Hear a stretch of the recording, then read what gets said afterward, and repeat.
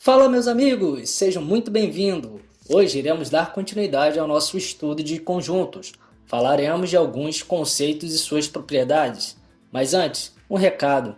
Se você ainda não assistiu ao nosso primeiro vídeo sobre alguns conceitos básicos de conjunto, sugiro assistir, pois iremos precisar daqueles conhecimentos.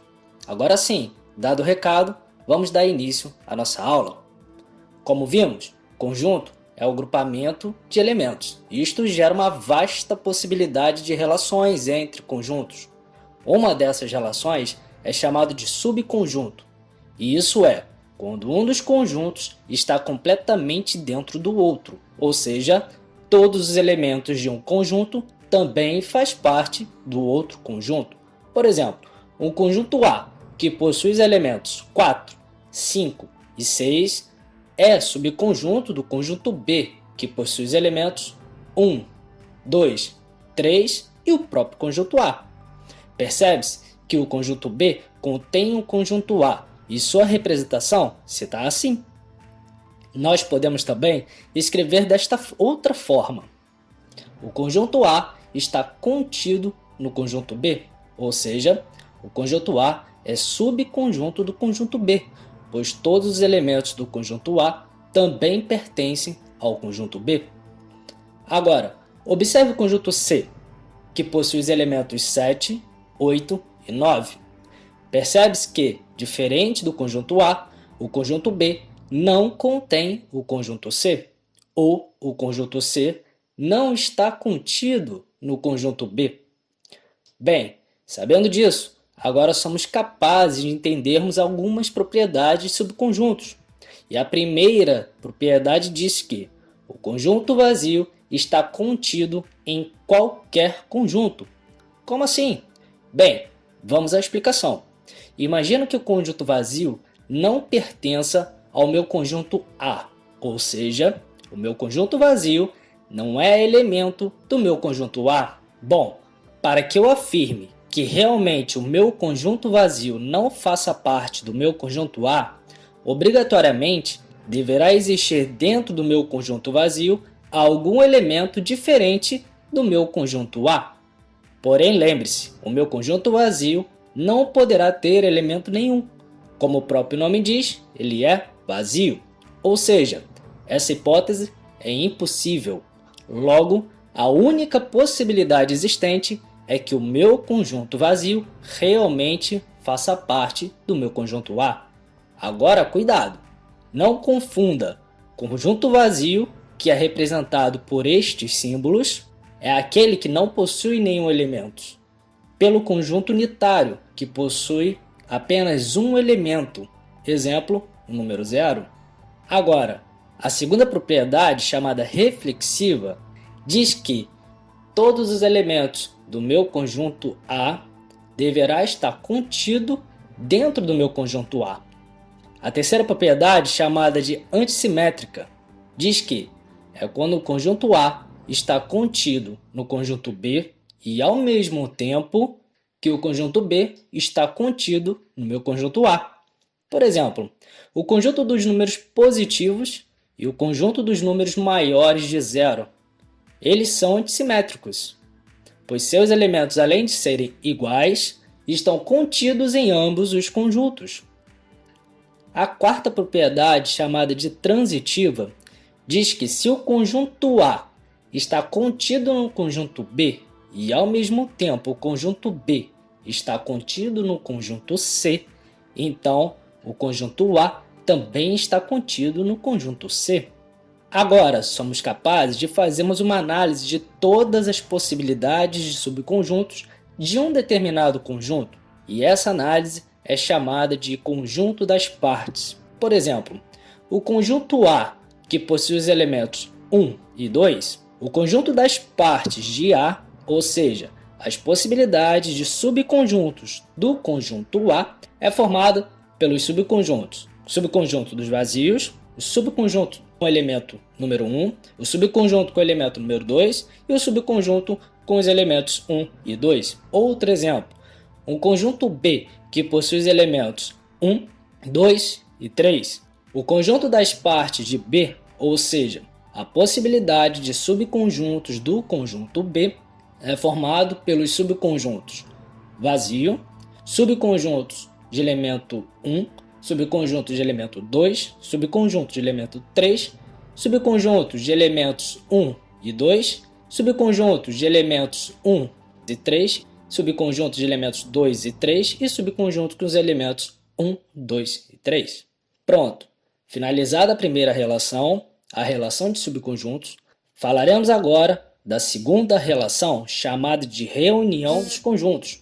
A reunião dos conjuntos é a relação cujos seus elementos pertencem ao primeiro conjunto ou pertencem ao segundo conjunto.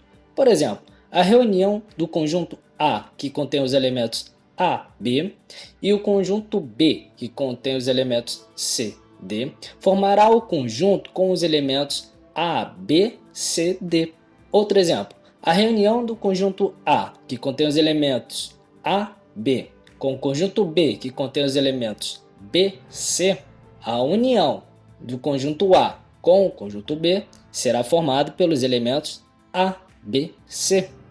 Logo, a reunião do conjunto A com o conjunto B é composta pelo elemento X, tal que X pertença ao conjunto A ou X pertença ao conjunto B. E a sua ilustração pode ser dada da seguinte forma. Agora, nós somos capazes de compreender algumas propriedades da reunião. A primeira propriedade, chamada de idempotente, diz que se um conjunto for reunido com ele mesmo, a minha resultante será o próprio conjunto em questão. Por exemplo, conjunto A reunido com o conjunto A será igual ao meu conjunto A.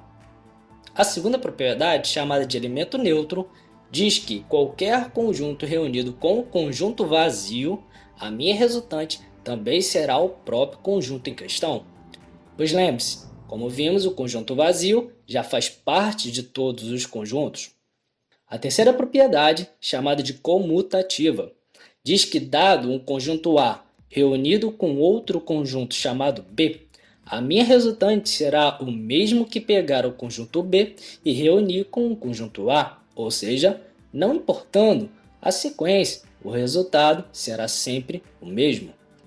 A quarta propriedade, chamada de associativa, diz que um conjunto C reunido com a reunião do conjunto A e B é o mesmo que ter a reunião do conjunto A com a reunião formada pelos conjuntos B e C, ou seja, terão o mesmo resultado. Agora, vamos à terceira relação, chamada de intersecção ou interseção de conjuntos. É quando existe pelo menos um elemento que está contido em um conjunto e ao mesmo tempo em outro conjunto, ou seja, quando há pelo menos um elemento em comum em ambos os conjuntos. Exemplo, a interseção do conjunto A, que contém A, B, C, com o conjunto B, que contém B, C, D, é formado pelos elementos B e C, pois são elementos em comum aos dois conjuntos.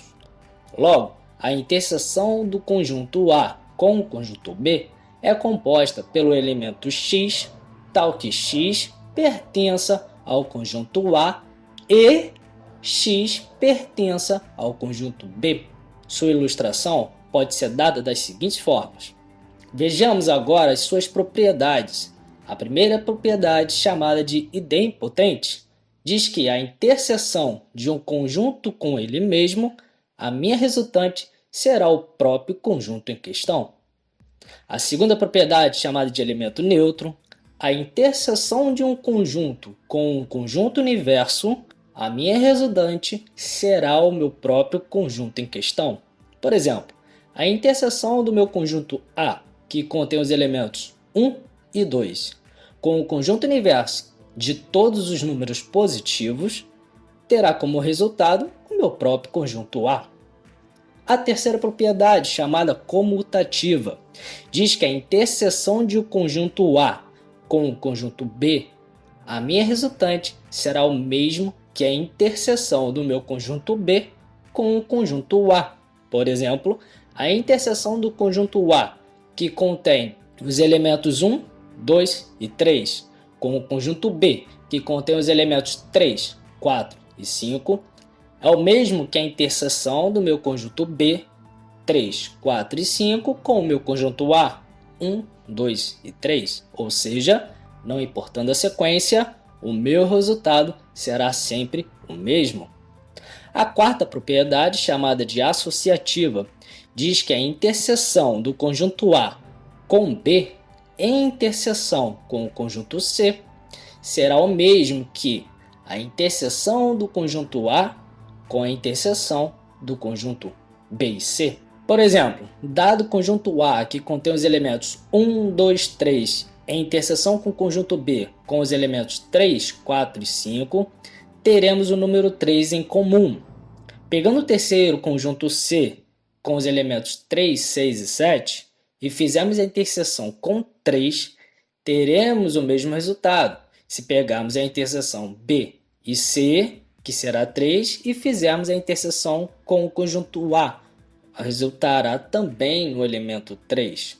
Agora é hora de pôr em prática tudo que já aprendemos. Deixe nos comentários suas dúvidas e sugestões, curta e compartilha. Bons estudos e até mais!